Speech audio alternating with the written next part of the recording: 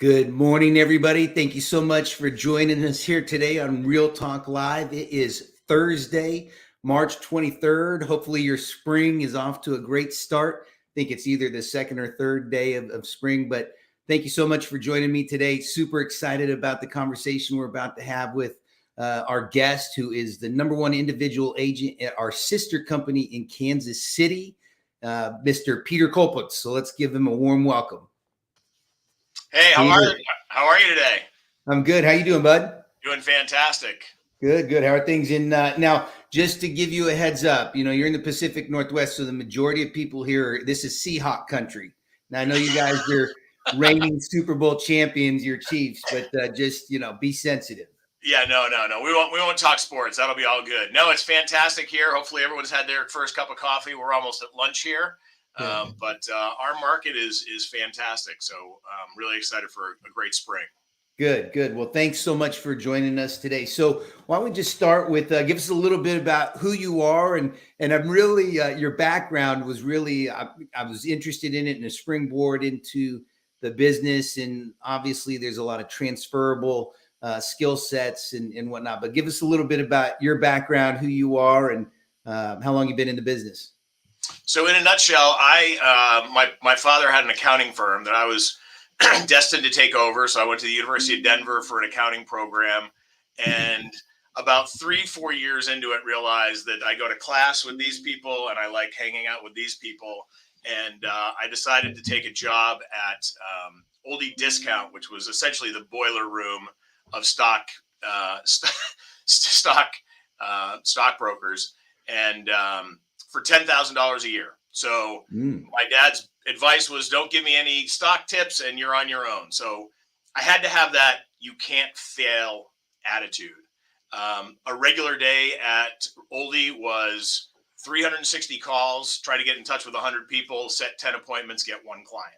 That was 5 days a week, and I did that for about 2 years. So that really set me up to be successful in really anything. I mean, their system was, if you get called in the office on the last Friday, you're fired. So you had to be successful. No is not in my vocabulary. It might not be right now, but there's always a way to get there. Yeah. After that, I took a job in San Francisco as a trader with JP Morgan. Again, it was a sink or swim. You either succeeded or you failed. And that was a great education. Learned so much about the financial industry, which really, really helps me talk intelligently to the investing public, which today is even more important. I mean, I think I sent out to all of my clients yesterday, yes, the Fed just raised rates. Would you believe that mortgage rates are down? It's so counterintuitive, but if you don't understand what your clients are going to be thinking about, reading, and believing, then you are not prepared to, you're not going to argue with them, but you're not prepared to explain what's really going on. Yeah. So I did that for, go ahead. Sorry. No, you just highlighted something that I marked down when we, and I took multiple pages of notes when we talked a couple of weeks ago. And one of the things, and I put 2 asterisks next to it, was we're talking about your philosophy about your business. And you said, and this would be to your customers, I am your financial advisor for the asset class of housing. I thought that was genius. I've actually never heard somebody put it in that kind of context before. Yeah, I mean, it's absolutely. So most people have their 401k, and most people have their real estate. And, so my philosophy is get up in the morning, work out, take a shower, and get dressed. Then you're prepared. I mean, be ready, right? To always sign. It's cheesy that I always have 2 pens in my shirt, but I'm always ready to write a contract. But it's, you have to be prepared. If you go into, just say, for instance, Fidelity or into Morgan Stanley or Goldman Sachs, talk to your financial advisor. They're dressed professionally and they're prepared. You should be no different.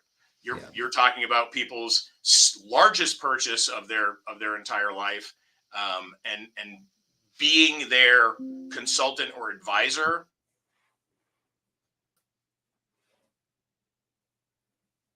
As opposed to I'm a consultant and I'm an advisor. And I think if you get that perspective in your head, then you're always going to be prepared. Yeah, yeah, I just love that. I'm going to use that moving forward. But I hope folks that are listening in write that down. I'm your financial advisor for the asset class of housing. I think it just creates a certain stage and expectation, and honestly, differentiator from. I bet of all your clients that interview you against everybody else, no one puts it like that. So for me, I appreciate that feedback. The other note that I took was.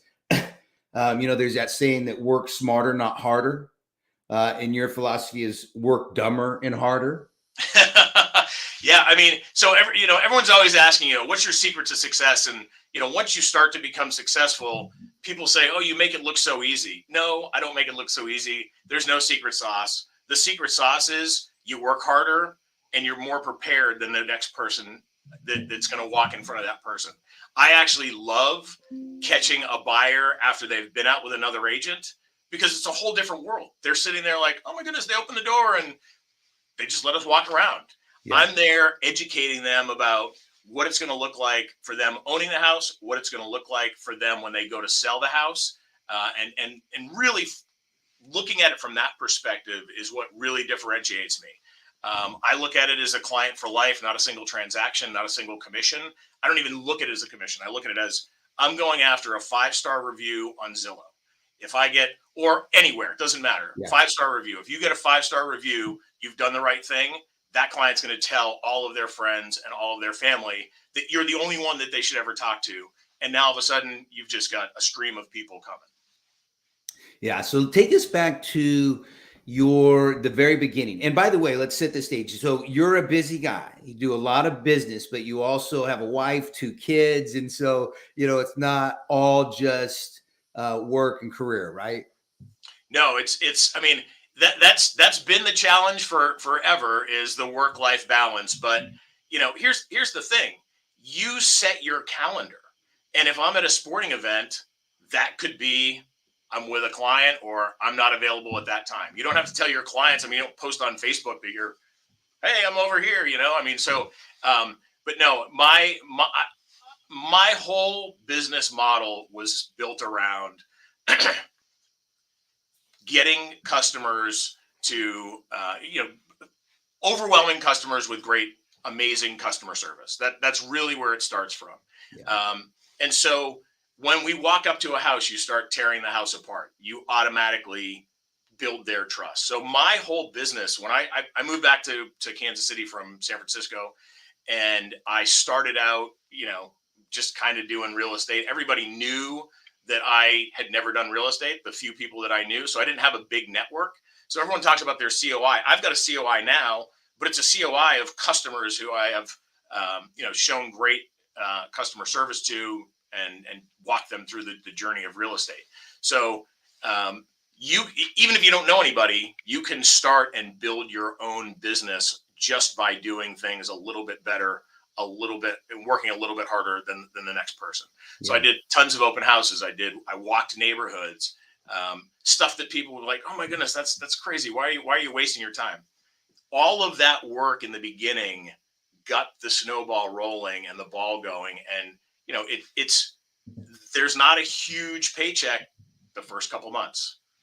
Now that I'm, 6 or 7 years in, it's, again, not working for the money, working to get customers into the house or out of the house that works best for them. That's really the main thing. Yeah. So I want the audience to really hear the specific activities. So open houses, door knocking, because I think your career has been very interesting, and congratulations, by the way, just from a trajectory perspective. I mean, your first year, 40 deals, second year, 46 deals, third year, 69 deals, fourth year, 82 deals. So just constant improvement and growth. And that's what we all want to achieve, right? So take us back, and in addition to the activities you've already shared, what specifically did you do then that you still do today? So if you look at the business model, if you put 20 hours a week effort in, you'll get 20 hours a week results. If you put 40 hours of effort, you'll get 40 hours. I just have I want to win. I want to be successful. So there's agents out there. Oh, I need a pre-approval letter. Like they're making all kinds of excuses why they don't have to or don't want to show a house to somebody. I look at every single opportunity that I open a door as an interview and an opportunity to impress a client. And if that house isn't the right house for that client, I do most of my business in a pretty tight area. Now when my other client calls and says, "Hey, what about 132nd Street?"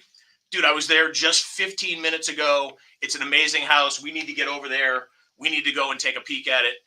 So it's consistently doing money generating activities. I feel like if I'm not out there doing something that's going to generate a deal, then I'm actually losing money. Yeah. And again, it's just being willing to work a little harder than anyone else. I think coming to the office, I mean, I'm not in my home office here. I'm in my office at the office. Some agents come in, some agents don't, but the people that are here consistently are the ones that do the most business. I mean, you're able to collaborate with them. You're able to bounce ideas off them. There's always something that you can do at home as an excuse not to do something. And thinking about real estate for 40 hours a week is not doing real estate for 40 hours a week. You've got to be doing, I believe in ninja. So you try to make 10 calls a day. You try to write letters.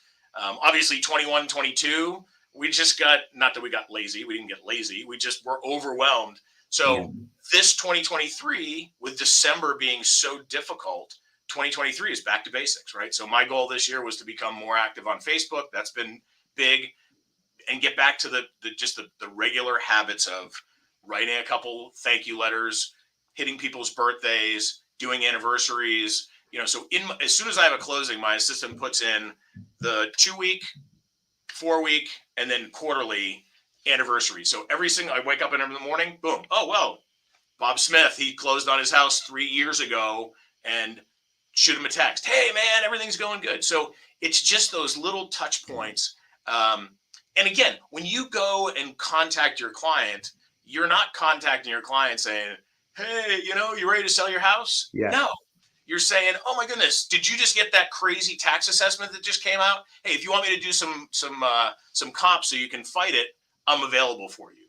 Or, "Hey, have you thought about refinancing? Or have you thought about this? Or have you thought?" You're just being helpful. So a lot of agents sometimes think that when you're calling they're afraid that they're going to be annoying. You're annoying if you're calling and asking them for something every single time. That's 100% annoying. Yeah. If you're giving them something, that's being gracious, that's being generous, and people accept that, and they're really grateful and thankful for it.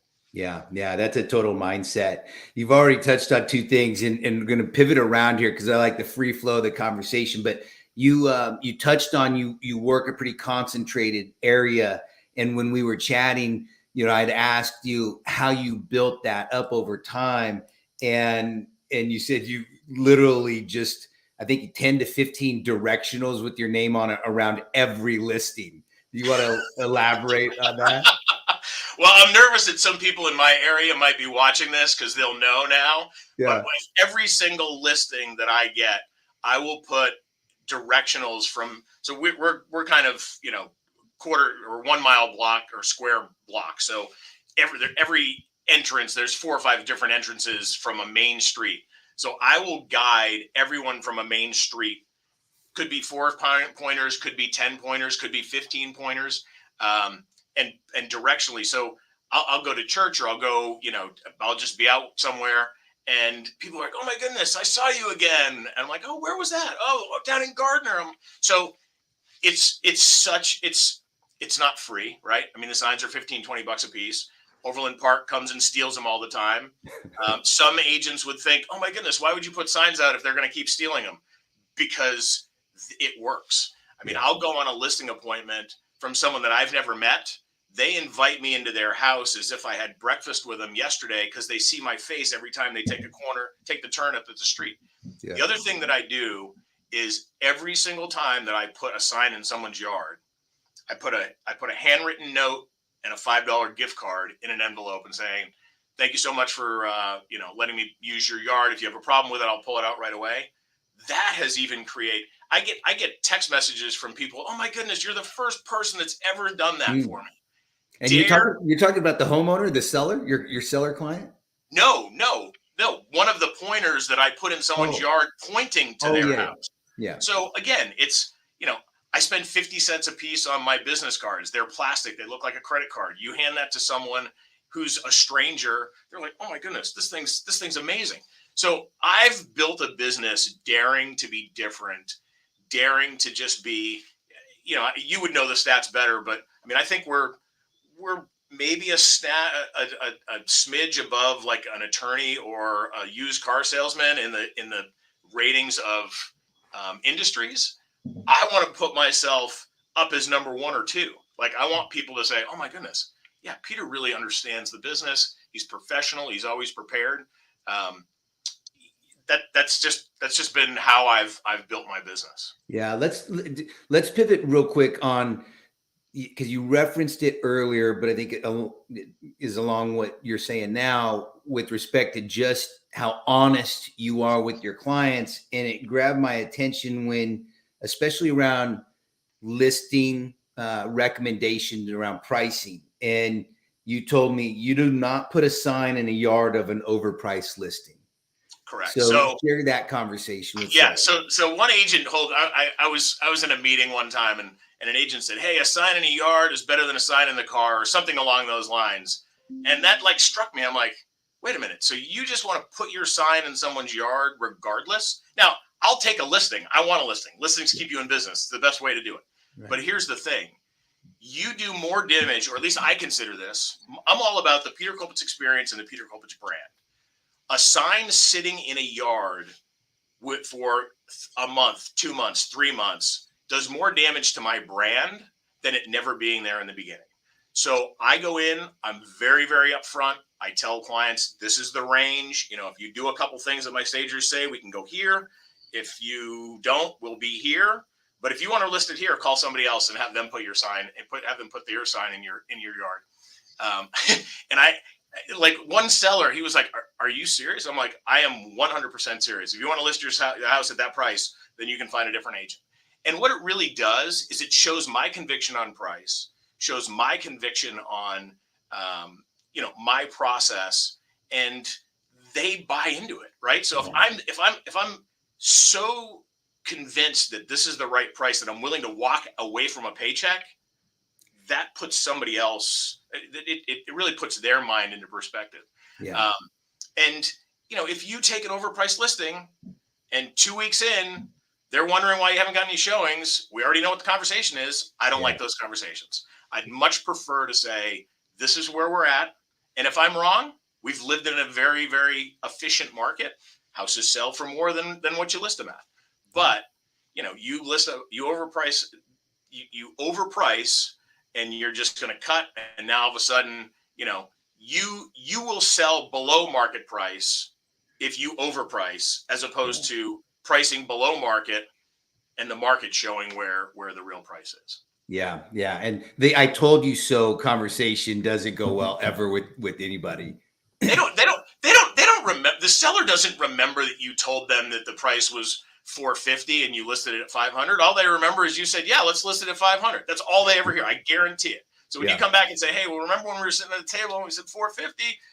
No, we listed at $500 because you said you were going to be able to sell my house." Yeah. So set yourself up for success by setting realistic expectations. And again, it's both sides, buyer, seller. Yeah. Buyers, if you have a buyer who does not want to go over, and again, I think we're talking I don't know exactly how your market is. Our market right now is, we're still the houses that are priced right, inspection ready, move in ready, show ready. They're still selling list price above. So we're still in that early 2022 market.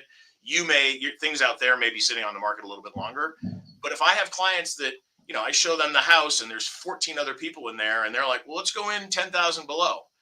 We have a conversation. We're not looking at any houses that haven't been on the market for 14 days anymore. And it's not wasting my time. Yeah. It's wasting your expectations. You're bringing your kids in, your kids are falling in love. They're picking their bedroom.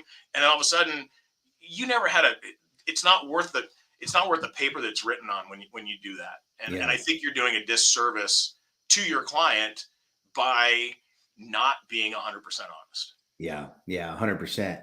So walk us through a typical day. What's the ideal day for you look like? So I'm a big Peloton guy. So up at 4:50, ride Peloton from 5 to 5:45, have breakfast, say goodbye to the kids, and then I'm back and I'm out to the office. So I try to be at the office 8:30. Try to catch up with emails, try to get some stuff done before 10, 11. And then it's you set a block of time for phone calls to catch up with people, and then it's scouring the new listings, scouring what's coming soon, how are we going to plan our week, and then get out there and start showing or going on listing appointments. I mean, it's really, but it all begins with getting up early and treating this like a 40, 60, or 80 hour a week job. I think that we're in an industry where the barriers of entry are so low, right? So if you went into a job and you showed up for 15 hours a week and you weren't dressed right, you're probably out of a job pretty quickly. So because you don't really have a boss and you're your own boss, you need to put that on you. You need to say, I'm going to be committed. I'm going to come into the office. I am going to make these 10 calls, 15 calls, 30 calls. I'm going to do, reviews for my past clients. So, what was your house worth then? What is it worth now? You really have to, if every new agent was presented with if you don't sell 3 houses in the first 3 months, you're out of real estate forever. I think they would take a totally different perspective and a totally different attitude. I see, talking to some newer agents, I see a lot of newer agents come in and they want to make sure that they know every answer, know every single document, know every single thing. And here they've been there for 6 months. They've never even gone on a showing. Yeah. So, not trial by fire. Find an agent that is, more experienced with you. Ask them if they can shadow. Ask them. I mean, I'm super busy. I still make time for everyone in my office. Yeah. It's funny. When I welcome our new agent group, one challenge I ask everybody is suspend the need to know everything, because one, you never will. And it really doesn't matter unless you have people that want to work with you. So I agree 100% with you. But I remember when we talked a couple of weeks ago, how you emphasized always being ready. So when you start your day, you're always ready for that what if event. Somebody wants to go see this property or needs you to come out. Just the being prepared at all times really resonated with me. And I think that starts with being dressed professionally, being ready to, if somebody wants to look at a house in the next 15 minutes, do you have to run home? Do you have to take a shower? Do you have to do this? Do you have to do that? No, you did that already. You showed up. You're ready for work. The other thing, I have stand-up desks at home, and at work. So the only time I sit down is at dinner and when I'm in the car. So it just gives me a better. I just feel more focused. I feel like Jerry Reece said you work at a 25% more efficient level if you're standing up. And he didn't have a chair in his office. And that just struck a tune with me. And I'm like, here's a great successful guy. Do things that successful people do.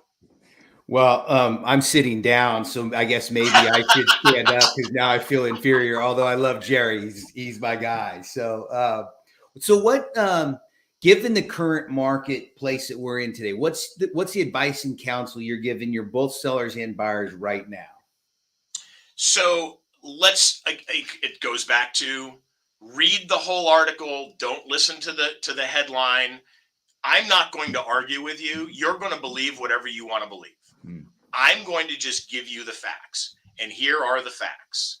The facts are interest rates are this. If you look at the long-term bonds, they're expected to go down.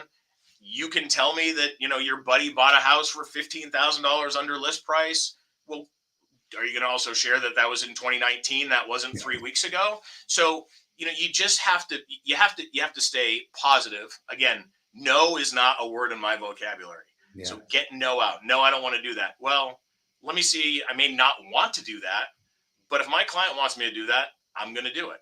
And, going back to, I do have a highly concentrated area, but I'm also someone that's willing to drive an hour to go show a house because that's what my client wanted to do. You get a referral and you're not willing to go where that buyer wants to go. Not only did you not make that deal happen, you probably lost the referral source. So I take super care. I mean, take care of everybody. Everybody gets $100,000, $2 million client. They get the same Peter Colpitts experience, but referrals are super important to go above and beyond, because it's not a free paycheck. You got to work for it, but it's definitely something that you've got to always be ready and always be impressed. Yeah. But encouraging sellers, look, let's be realistic, and we're going to price our house. I mean, we're all looking at the same comparables here. I'm not going. We're not going to push it this way, and then being realistic with the buyers. This is what the market is, but don't just say it, right? You have to be able to stand behind it.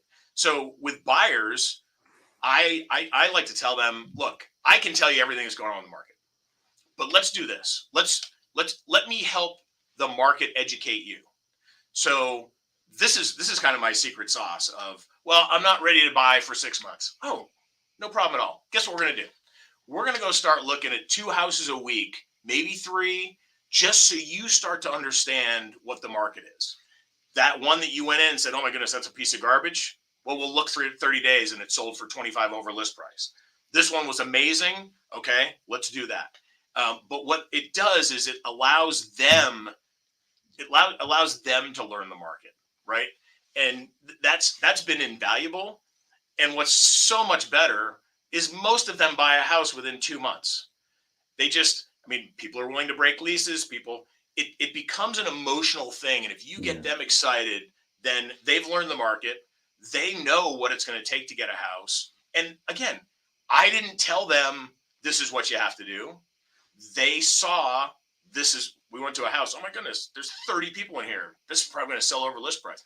Yep, it's probably going to sell over list price. So letting the market, I call it my soft sales approach. It's just getting clients into a position where they can see what I want them to see. And I'm not trying to pull the wool over their eyes. I'm not doing anything deceitful. I know what the market is. I want them to know what the market is, because then they're going to feel 100% confident about the purchase they made, and they're going to tell all their clients. And again, they're going to be the first ones to call you when it's time to sell. And this is the one thing I never waver on. Never let a paycheck influence your decision or your advice. I look at every single purchase as if we're going to be, what's it going to look like when they sell? So the first things we talk about defects, we talk about issues. And I drop that seed the first couple times I'm showing the house. Look, I'm going to show you everything that's going to be an issue to you when you go to sell, because when we get the house that you want and it's time to sell, if I come in and tell you, oh, you know what, it's got a row behind, it's going to be a problem. Well, you didn't tell us that when you bought it. I lost the deal, I lost the client, and I lost my integrity and my reputation. Yeah. You've talked about the Peter Colpitts experience a couple different times. I think it's worth noting, just so the audience hears this, you don't run a team. It's you and one admin. And the other thing that grabbed my attention when we talked a couple of weeks ago is you said you attend every closing. And at your production level, that's a lot of closings to attend, but even home inspection, you attend everything. So how do you do it all? I work 68 hours a week. You actually, the conversation that when we chatted the other day, I had just come from a closing, and I just asked the title people, because these 2 people came out of a room and I could tell neither of them were a client. And I was like, do agents not come to closings? She's like, no, maybe like 30, 40%. What? This is what you've worked for. You've spent all this time either with a buyer or seller. You've spent a bunch of time educating them about the market, finding the house, going through inspections, going to closings, or getting the house. And then the closing is the celebration. That's the pop the champagne cork. Why would you not be there?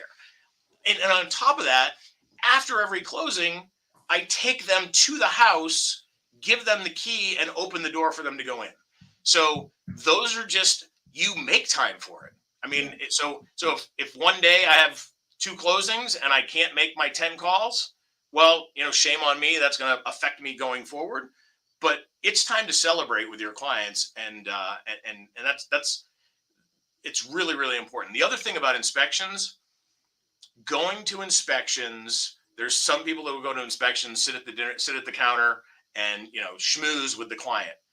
This is an education process again, right? So you're going to the inspection. I've learned more about houses going to the inspection. I could do an inspection on my own, and I sit there and I'm pointing out things. So now all of a sudden, again, I've built more trust with the client that I didn't have some inspector that's going to come in and, oh, the house is great, no big deal. No, I'm sitting there pointing the cracked foundation. I'm sitting there pointing the flashing's missing. It's just ways that you build trust, you educate yourself, and then your client is like, wow, this is this is fantastic. So you make time for these things. So there'll be a weekend where I'll have 3 houses under contract. Well, most of my next week is blown with inspections and things like that. But it's just going above and beyond, doing things that are different than anybody else. Yeah. And that's my secret sauce.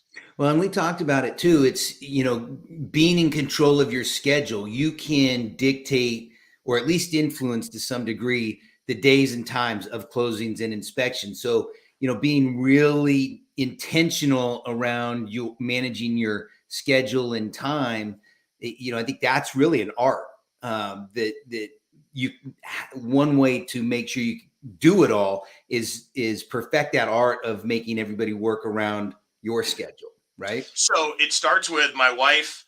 All sporting events for the kids are in the calendar the second we get the schedule. So my wife, I had 14 different, my son plays rugby, my daughter plays volleyball, my son plays lacrosse. So last night I was going through putting all of these things into my calendar, and I'm like, oh my goodness, man, you've got 13 different things on this coming weekend. But it's, you start with that. So those are, I'm with a client, I'm sorry.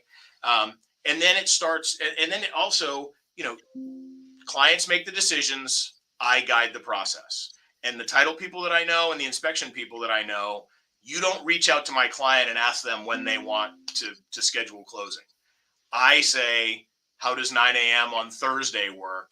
And, the close date also is pretty integral to it. So when I'm writing a contract, oh, well, it's not 30 days. It might be 29, might be 33. There's a reason, right? Because I don't want to close on a Friday, and I don't want to close if I've got another closing, or I don't want to close if I've got an inspection or anything else. So my assistant and I are masterful about all that stuff.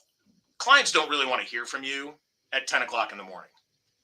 Get your closings done, get your inspections done before noon. They want to look at houses. People want to do listing appointments in the afternoon or evening. Get that stuff taken care of. The other thing, it's not an illusion, but it's a way to create a relationship with a client. You share with them, look, I take care of my clients. I have customers and I have clients. My clients, they get first dibs of my time. So if you're my client, and you can take a different interpretation or definition of that, but if you're my client and you want to see a house today, you're getting in that house. Whether it's 6:30, 7:30, 8:30, I don't care. I'm getting you in that house. The other thing, weekends build up. So I tell clients, look, if you want to look at houses on Saturday, you've got to tell me you want an hour, you want an hour and a half, you want 2 hours. We'll book that in on Tuesday for Saturday. And then if we don't find any houses, no big deal. I can fill that up. I can't create more time on a weekend. So that gets people, again, excited. Oh my goodness, he's so busy and he's making time for me. I am busy. There's no question about it. Yeah. But again, it's that illusion. And it also protects me from getting a call at 10 o'clock that they want to look at a house at 4 o'clock and I've got a lacrosse game. Nope. Yeah. We're going to look at houses from 9:30 to 10:30 on Saturday morning, and then we'll just fill it in. So those little things are really, really instrumental in allowing me to to really maximize my time and my efficiency. Yeah. Well, it's about being intentional. It's about being in control, and still accommodating your clients and make them feel that they're in control. So it's just it's an art and something I really respect and appreciate. So we're at 35 minutes, and I always try to be sensitive to my guest time and all the attendees. But so I'm going to ask you this, and we'll end on this. What advice would you give your fellow realtors today? So my advice, I thought about this a lot. My advice is, first off, get up, be prepared every single day to do the job. Treat it like a full-time job. And then be willing to work harder, not smarter than your competition. I mean, it's crazy, right? I mean, nobody really wants to drive an hour to show a $100,000 house to someone who they're not going to buy it. And people are like, well, why in the world would you do that? Why wouldn't you refer that off? Because that's the commitment that I have to my clients. So be prepared. Like, go out there and really start to understand what clients are asking about, what clients are having, what hurdles they're having. And again, you guys have, probably some tech stuff out there, and people are getting laid off. And these are big, major concerns. And I'm not saying you're going to convince someone that just lost their job at Amazon that they need to go buy a $2 million house, but be there. The interest rate conversation has been my favorite. Well, interest rates are high. Okay, well, rent's 100% interest. Yeah. Oh, you're right. Right. and knowing what, are 6.5% interest rates high in the grand scheme of things? No, they're not. Was 2 ridiculously low? Yes. They're 17 high. But if you have some of this information, and again, if you are an advisor, if you are a counselor, not a salesperson, you know the business, understand what's going on, know what the touch points are. Never, ever, ever be a salesperson. Yeah. Be a consultant, be an advisor, and have your client's best interests out in front of yours 100% of the time. Yeah. Yeah. I know you said it earlier. You don't look at any one transaction as a single transaction, or one paycheck as one paycheck. It's about the experience, and it's about the other 3 deals or opportunities you're going to get from delivering that exceptional experience. I love that. And I'm going to say it again, and I hope everybody's writing it down. I am your financial advisor for the asset class of housing. I mean, I think that, could be a real differentiator as we present ourselves to our customers. So listen, man, I can talk to you all day. I love your energy. I love your enthusiasm. I think that's what it's all about. But I couldn't thank you enough for taking time out to spend it with us here this morning, and certainly wishing you continued success, which I know you'll enjoy. So appreciate it, bud. I appreciate it. And sharing with any of your agents, if, share my phone number, share my email, shoot me a call if you have any questions. I love helping other people, because I was an agent that had some goals, and my goal in the beginning, I thought if I could make 150 grand selling real estate, I would have made it. And I never in a million years thought that I'd have the success that I had. But it's not because I'm chasing success. It's because I'm chasing I'm trying to serve the public in a way that is different from most other people. Yeah, no, I can. That's a real testament, but I appreciate it. You have a great rest of the day. And I will just say, as a Las Vegas Raiders fan, I'm really looking forward to next season and taking on the Super Bowl champs. But you guys have a great rest of the day. Have a great rest of the week, and look forward to seeing you soon. Awesome. Thanks so much. I appreciate it. All right. Thanks, bud. And everybody, thank you so much for attending today. Look forward to next month's Real Talk, but have a successful rest of the week. Take care. Good luck.